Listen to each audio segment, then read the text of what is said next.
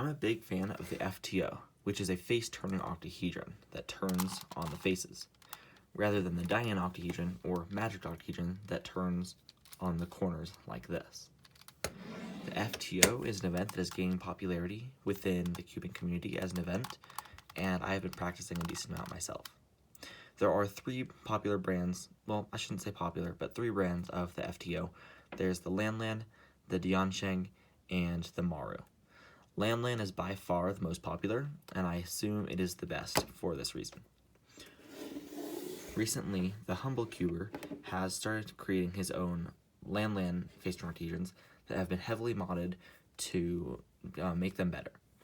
I'm going to do a comparison and a review on his octahedron and see if it's worth buying.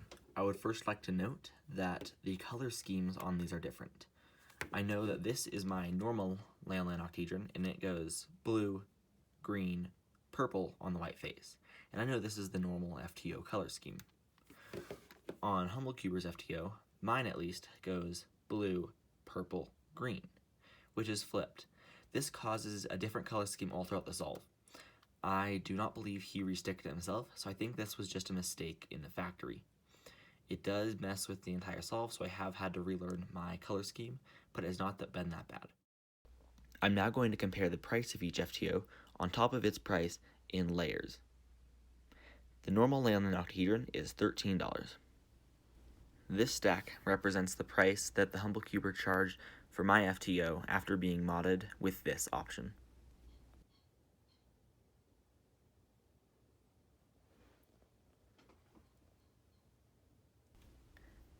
It was $35, which is a lot compared to the normal Lanlan octahedron. So the question is it worth it? I'm going to try to compare corner cutting on these puzzles, even though you can't expect much on the FTO. As you can see, the normal FTO can actually sometimes corner cut if it's lined up correctly. But this is what happens when I try to push the limit on corner cutting on the HumbleCuber's FTO. I do experience many pops on this puzzle, so I might need to tighten it a bit more, even though it already feels a little too tight for my liking. This does give us a chance to look at the internals though. You can see where it was sanded down, and you can see some modifications to the inside of the puzzle there. You can tell there was definitely some work put into this puzzle.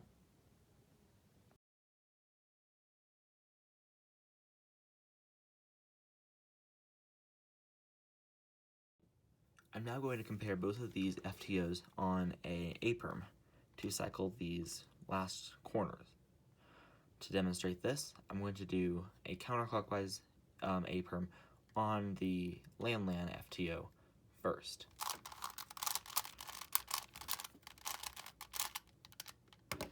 You can tell my turn was a bit slow and a little locky. Now let's see on the HumbleCuber's FTO.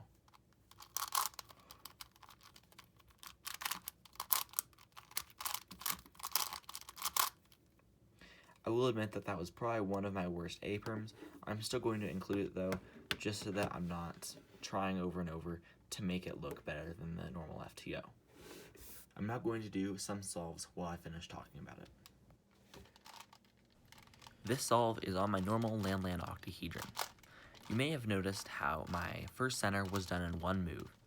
I felt like that was a misscramble, but I end up actually using the same scramble again on my HumbleCuber face-turning octahedron, and it actually wasn't a misscramble. It really does give you a one-move white center. I honestly don't dislike the Lanlan face-turning octahedron that much. I was just excited to try the HumbleCuber's FTO and get something better because it's a fun event. Overall, HumbleCuber's FTO is my new main FTO. I just don't think it's quite worth the cost compared to the Lanlan octahedron. I'm not trying to criticize HumbleCuber at all, as I think he's putting some good work into these, and it's really cool what he's doing. I just don't think it's quite there for me yet. Once I do more solves with the HumbleCuber's FTO, it will probably get better. I suspect that the biggest thing that will be eliminated is the catching, and maybe after I tighten it, some popping can stop too. If you're considering getting into FTO, you should really do it because Ben has made some great tutorials on how to speed solve it, and it makes it a very fun event. Unless you're not very concerned about money, I would buy the regular Landland octahedron and then just mod it with Ben's tutorials on how to mod it, as he has some good ways of making it a better cube.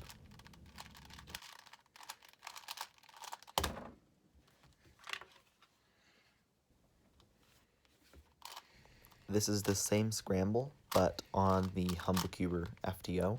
I used the same scramble because I wanted to check if that one move white center was a misscramble, and it was not, so I have put the scramble in the description. One other thing about HumbleCuber's FTO is that he shipped it incredibly tight to reduce popping when shipping it. I do not think this was a good decision, as a setup FTO should not require much work to set it up, and I ended up having to loosen it so I could turn it, and then tightening it and reassembling it many times so it would stop popping. For a setup cube, I would recommend shipping it at a reasonable tension, as many looser cubes are shipped all the time and they don't pop. And it is even in its original packaging. When it is shipped, I don't think there's much of a concern about it popping, so I would recommend just shipping it at a normal tension to make it more convenient for whoever's buying it.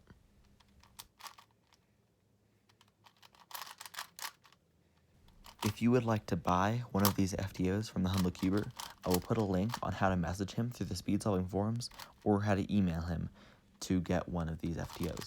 He said that if you message him through the forums, he's more likely to respond, so I would recommend doing that if you can. As I finish this solve here, the video is going to end, so I'd like to thank everyone for watching, and I hope you enjoyed this video or it helped you make your decision.